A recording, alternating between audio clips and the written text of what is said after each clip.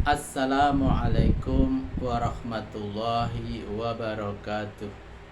Alhamdulillahirabbil alamin. Pada kesempatan ini kami bisa melanjutkan kembali membaca Al-Qur'an surat Ali Imran ayat 151 sampai dengan ayat 160 beserta terjemahannya. A'udzu billahi minasyaitonir rajim. Bismillahirrahmanirrahim.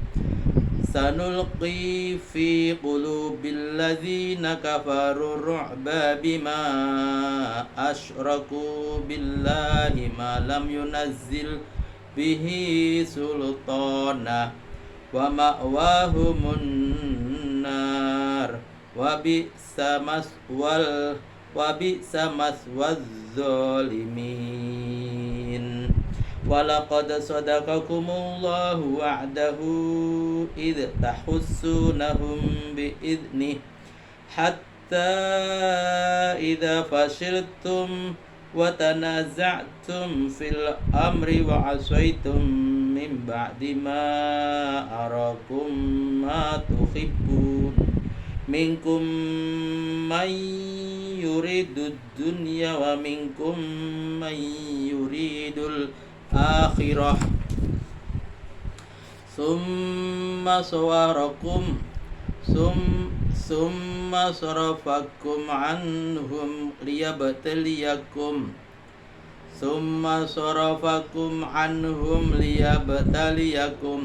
walaqad afa ankum wallahu dzu fadlin 'alal mu'minin.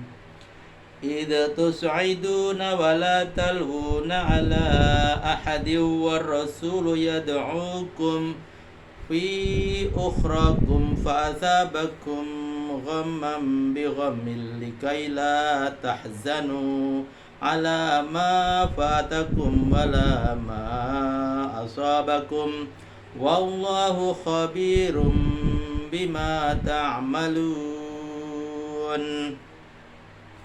Summa anzala 'alaikum min ba'dil ghammi amanatan nu'asan yaghsha ta'ifatan minkum wa ta'ifatun qad ahammathum anfusuhum yazunnuna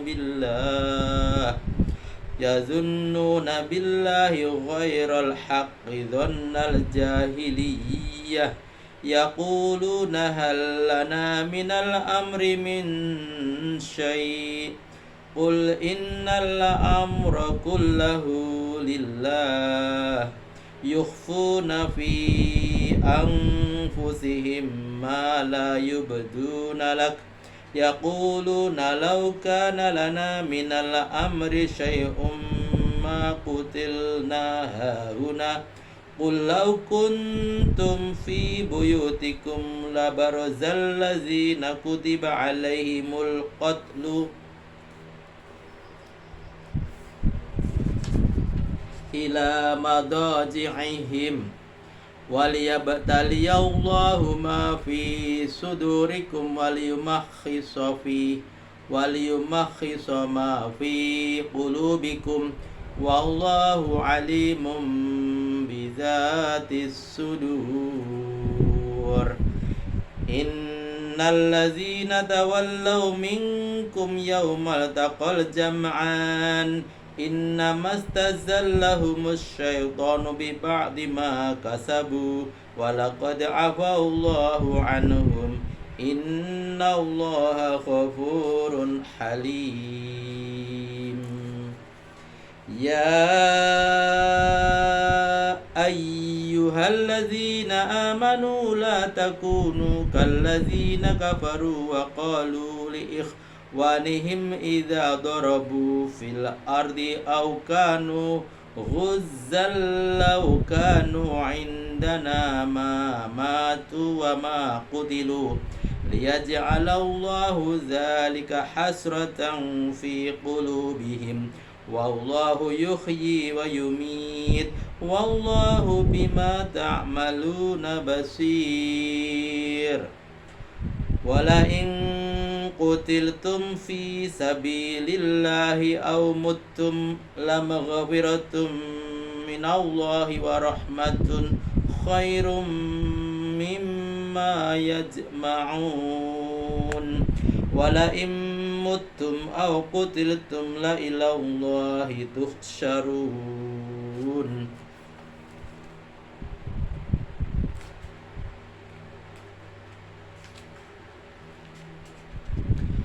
Fabima rahmatin minallahi linta lahum walau kunta fazzan ghalizal qalbi lam faddu min hawlik fa'fu anhum wastaghfir lahum wasyawirhum fil amr fa idza azamta fatawakkal 'ala Allah innallaha yuhibbul mutawakkilin.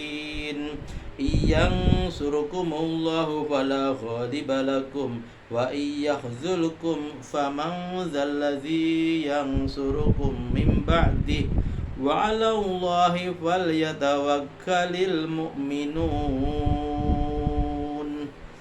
Shadaqallahul azim. Terjemahan Al-Quran Surat Ali Imran ayat 151 sampai dengan ayat 160. Aku berlindung kepada Allah dari godaan syaitan yang terkutuk dengan menyebut nama Allah yang Maha Pengasih lagi Maha Penyayang. Akan kami resapkan rasa takut ke dalam hati orang kafir itu karena mereka mempersekutukan Allah, padahal tidak ada satu keterangan pun yang diturunkan Tuhan yang dapat diandalkan untuk membenarkan ketuhanan berhala. Tempat kediaman mereka dalam neraka, dan alangkah buruknya tempat kediaman orang zalim itu.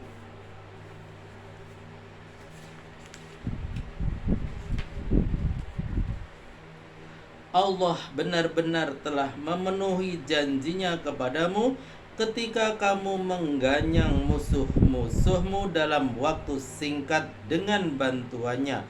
Bantuan itu terhenti ketika kamu telah kehilangan semangat dan daya tempur, berselisih tentang urusan perang, dan melanggar perintah panglima setelah Tuhan memperlihatkan kepadamu pertolongan dan kemenangan yang kamu dambakan. Di antaramu ada yang mengingini kesenangan dunia, dan ada pula yang menggandrungi kebahagiaan akhirat.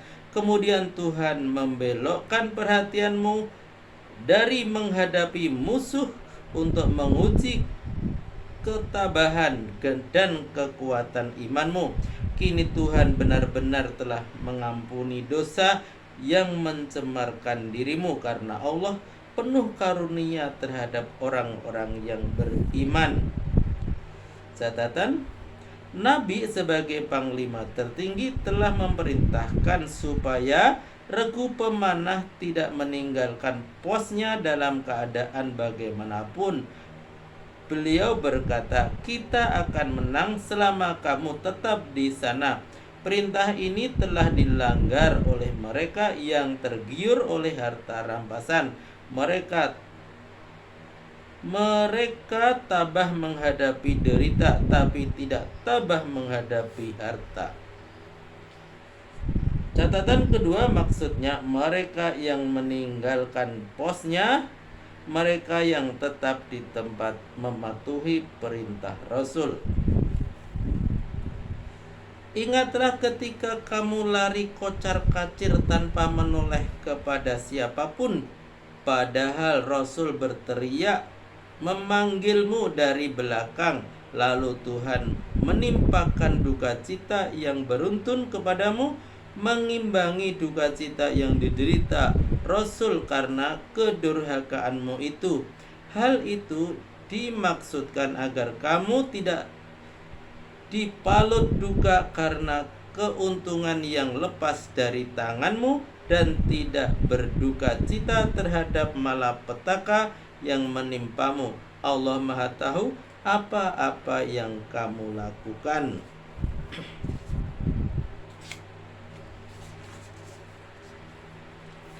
Selanjutnya, sehabis duka cita, Tuhan memberimu rasa aman untuk menghilangkan ketakutan berupa kantuk merasuki segolongan di antaramu sehingga kamu tidur pulas. Sedangkan sebagian yang lain merasa dirinya dihantui rasa cemas yang mendalam. Mereka menyangka yang bukan-bukan terhadap Allah seperti sangkaan orang jahiliyah. Mereka bertanya kepada yang lain, apakah masih ada peluang bagi kita untuk menang? Jawablah, urusan ini seluruhnya terserah kepada Allah. Mereka menyembunyikan perasaan dalam hatinya yang tidak diterangkannya kepadamu. Mereka katakan, andai kata ada kita mempunyai peluang untuk menang sebagaimana yang dikatakan Muhammad, tentu kita tidak akan terbunuh di sini. Jawablah, sekalipun kamu tinggal saja di rumah, niscaya orang-orang yang sudah ditakdirkan akan mati akan menampakkan diri juga di lapangan tempat ia terbunuh. Allah berbuat demikian untuk menguji keikhlasan yang ada dalam dadamu dan sekaligus untuk membersihkan hatimu dari pengaruh bisikan setan. Allah Maha Tahu apa yang tersembunyi di dalam hati. Catatan, kalau sudah tidur pulas, lupalah penderitaan, lupa ketakutan, dan lupa segalanya. Catatan kedua, orang-orang yang mukmin seusai perang terbagi dua.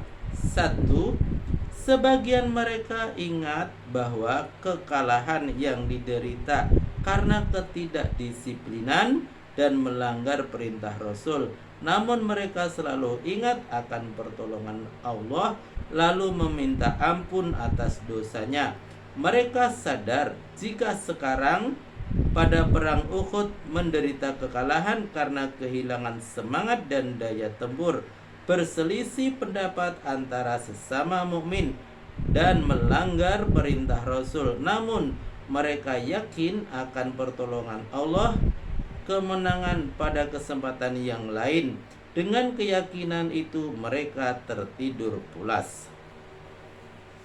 Yang kedua, sebagian yang lain selalu dihantui oleh kecemasan dan ketakutan karena kepercayaan terhadap janji Allah tidak mendapat tempat dalam hatinya.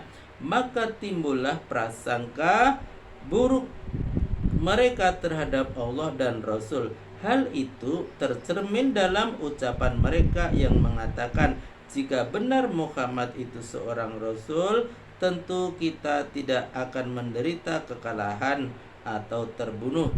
Mereka tidak tahu bahwa pertolongan Allah kepada Rasulnya itu tidak akan dapat mencegah bahwa citra perang bagai putaran roda, sekali di atas, sekali di bawah, sekali menang dan sekali kalah. Namun kemenangan terakhir berada di tangan orang yang takwa. Sesungguhnya mereka yang meninggalkan posnya di antaramu pada waktu terjadinya pertempuran sengit antara dua pasukan itu, sebenarnya mereka telah didaya licik oleh setan disebabkan sebagian kesalahan yang dilakukan sekelompok anggota pasukan. Namun Allah Maha Pengampun dan Maha Penyantun. Maksudnya, regu pemanah yang diperintahkan Rasul untuk tidak meninggalkan posnya guna menangkis serangan kaum musyrik yang menyusup dari belakang.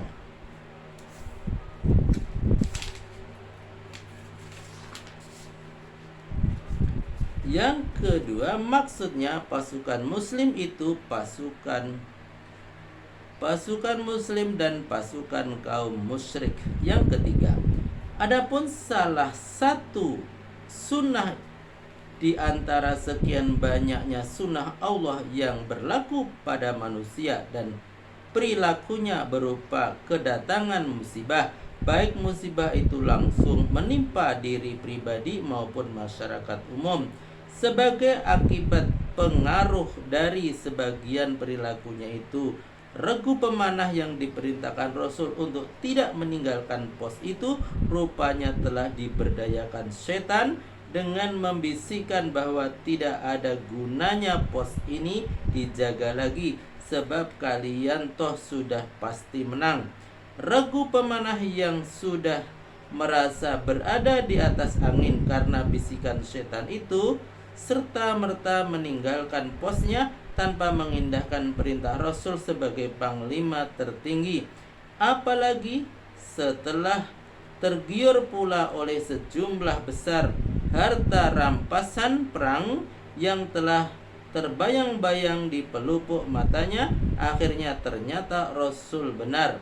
Musuh menyusup dari belakang, tepatnya dari pos yang telah ditinggalkan tadi, langsung menyerbu kaum muslimin. Seyogianya mereka mendapat siksaan Allah di dunia dan di akhirat karena kelalaian ini, sebab menyangkut nama baik seluruh pasukan. Namun Allah telah mengampuni mereka berupa pembebasan dari siksaan akhirat, walaupun mereka tidak luput dari siksaan dunia berupa pengalaman pahit karena kekalahan yang tidak mudah untuk dilupakan itu. Sesungguh pun begitu, ada juga manfaat yang dapat diambil dari kekalahan itu, yakni supaya pada waktu mendatang di lain peristiwa kaum muslimin harus lebih meningkatkan disiplin dan kewaspadaan supaya jangan sampai dua kali orang tua kehilangan tongkat. Hal-hal yang kecil supaya jangan diabaikan betapapun kecilnya, sebab kaki tidak akan tersandung oleh gunung tapi oleh batu-batu kecil juga. Terjemahan ayat 156. Hai orang-orang yang beriman, janganlah kamu seperti orang-orang kafir yang mengatakan kepada saudara-saudaranya yang mati saat mengembara di permukaan bumi untuk berusaha atau berperang, sekiranya mereka tinggal bersama-sama dengan kita, tentu mereka tidak akan mati terbunuh. Akibat perkataannya yang disertai oleh keyakinan itu, Allah menimbulkan rasa penyesalan dalam hatinya. Sebenarnya Allah yang berwenang menghidupkan dan mematikan, dan Allah Maha melihat apa-apa yang kamu lakukan.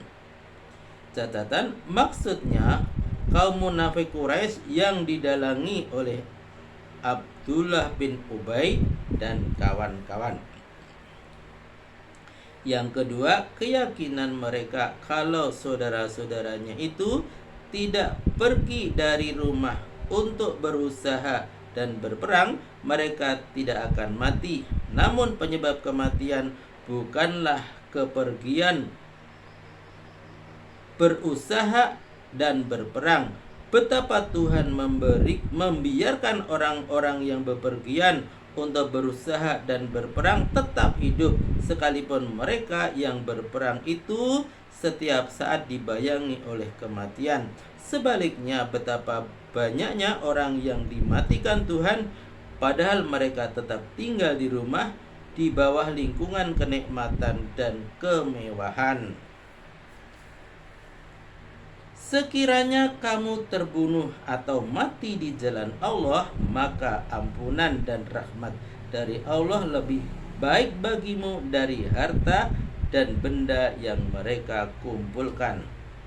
Catatan, mati di jalan Allah tidak terbatas pada mati di medan perang saja, tetapi mencakup juga mati dalam usaha yang ada sangkut pautnya dengan kegiatan perang, dan mati di jalan kebajikan di mana manusia telah dijuluki Tuhan untuk itu dan diridhoinya.